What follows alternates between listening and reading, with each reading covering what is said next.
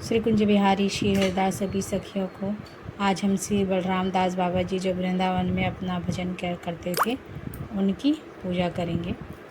वृंदावन में श्रृंगारवट से कुछ दूर जमुना तट पर झाड़ू मंडल नामक स्थान में एक अति प्राचीन वट वृक्ष के नीचे व्यासासन पर विराजमान है एक तेजस्वी महात्मा, जिन्हें लोग सिद्ध बलराम दास बाबा के नाम से जानते हैं। उनके चारों ओर बैठे अगणित श्रोता जो नित्य दूर दूर से उनका भगवत पाठ सुनने आते हैं, वे तन्मय हो कथा रस का आस्वादन कर रहे हैं। कथा कभी समाप्त नहीं हुई है और एकाएक बाबा ने पाठ बंद कर दिया।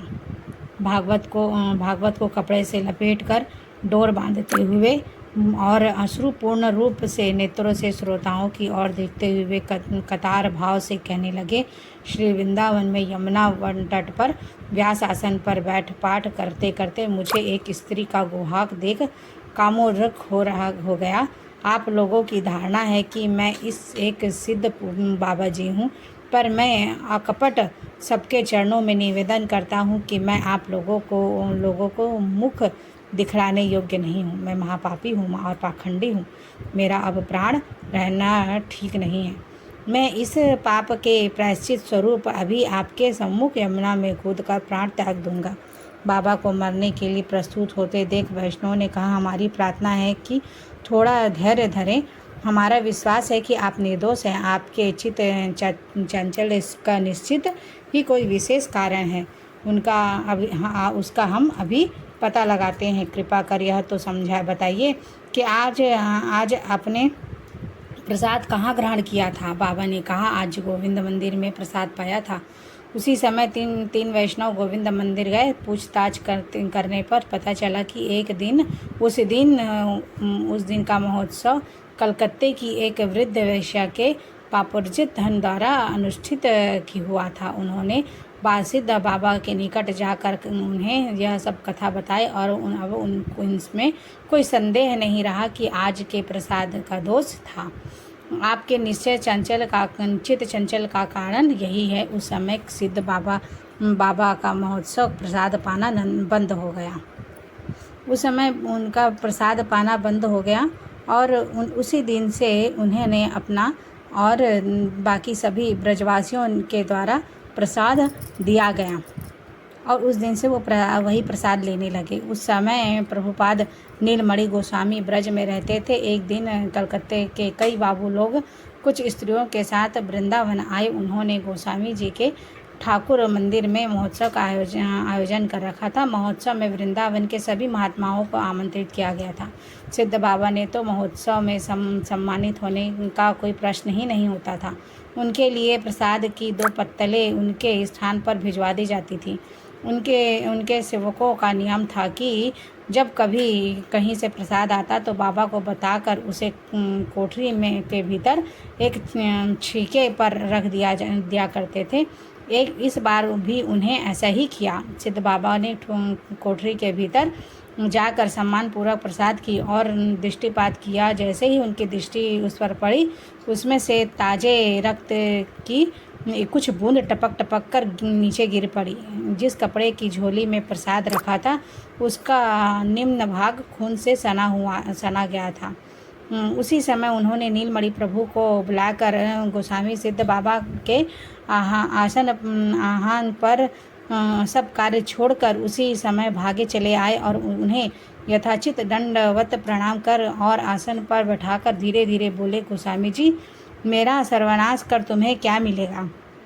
मैं ठहरा रूखी सूखी रोटी का टुकड़ा लेने वाला भिखारी, पर देखो तुमने यह सब क्या भेजा है। तुम्हारे प्रसाद में रक्त कैसे टपक रहा है। जैसे ही गोस्वामी जी ने छीके पर नज़र डाली तो उसमें से रक्त की बूंदें टपकते देख अवाक रह गए। उन्होंने अपने स्थान पर जब बाबू लोगों से पूछताछ की तो उन्हें पता चला कि उस उत्सव का आयोजन वैश्यावृत्ति से अर्जित धन से किया गया था। सिद्ध बाबा ने प्रसाद फेंकवा दिया और स्थान में गोबर से लिपवा पोताकर भली भांति परिष्कृत कार्य कराया। प्रश्न यह था कि लोगों ने भी तो उसी प्रसाद का सेवन किया था, उन्हें किसी का कोई अनुभव नहीं हो पाया, इसलिए कि वे आत्मा इतनी शुद्ध नहीं थी, उनकी आत्मा इतनी शुद्ध नहीं थी। गंदे कपड़े पर दाग नहीं दिखता, स्वच्छ पर छटपट दिख जाता है। भावनिष्ठ महात्मा के भजन की शक्ति वास्तविक देखा जाए तो इतनी प्रकाट थी कि उन्हें हर चीज़ दिख जाती थी, अप्रगट हो जाती थी, आप ही से प्रकट होकर, और उन्हें सब स्पष्ट दिखाई देता था। सिद्ध बाबा श्री कृष्णदास बाबा महाराज ने शिष्य से सदाचार और वैराग्य के कट्टरता से पालन करते थे और सभी स्त्री संभाषण नहीं करते थे, स्त्री का दर्शन भी नहीं करना चाहते थे। मंदिर में दर्शन के लिए आते समय नेत्रों पर वस्त्र बांध लेते और लठिया के सहारे पथ पर चलते थे। एक दिन वे किसी प्रकार राधा रमन जी के दर्शन करने गए। राधा रमन जी के सेवायित मधुसूदन गोस्वामी जी पाद मंदिर के द्वार पर बैठे थे। सिद्ध बाबा को देख वे सम्मान पूर्वक उठ बैठे और अभिवादित कर बोले, बाबा आप इतने वृद्ध हो गए हो, आपका देह जैसे अथिर पिंजर हो रखा है, आप स्त्रियों से क्यों जब कर रहे हो, आप स्त्रियों से इतना भय क्यों करते हो। सिद्ध बाबा ने कहा कि भाई मेरे से तो अभी कुछ होता नहीं, और महाप्रभु से कहा कि वैरागी वैष्णव साधुओं के लिए स्त्री दर्शन निषिद्ध है। जब तक देह में हाड़ मांस और रक्त रहता है तब तक काम और प्रवृत्ति जागृत रहती है। वैरागी को बहुत सावधान रहने की आवश्यकता है। सिद्ध बाबा किसी के सदाचार में कोई त्रुटि देखते हैं तो उस पर शासन किए बिना न रहते।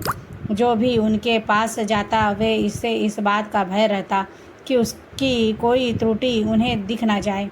उत्कलवासी श्री जगन्नाथ बाबा जी के मदन मोहन ठौर के सिद्धनंदन नंदबाज बाबा जी के वेश ग्रहण कर वैराग्य से रामानुजा भजन करते थे।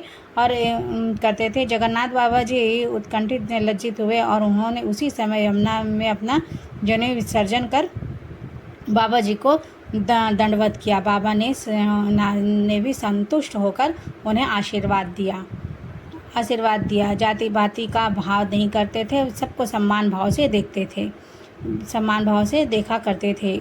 दर्शन वैरागी बन जाने से यह चिन्ह जो यज्ञ पवित्र का अवधारण नहीं हो सकता, इसलिए जगन्नाथ जी ने अत्यंत लज्जित हुए और जनेऊ को जमुना जी में विसर्जन कर दिया और बाबा को दंडवत कर बाबा ने भी आशीर्वाद सकुशल रहने का आदेश दिया। भजन बढ़े यह आशीर्वाद देकर संतुष्ट हुए जगन्नाथ जी। बाज बोलो श्री वृंदावन बिहारी लाल की जय। जय जय श्री राधे श्याम। श्री हरिदास सभी सखियों को।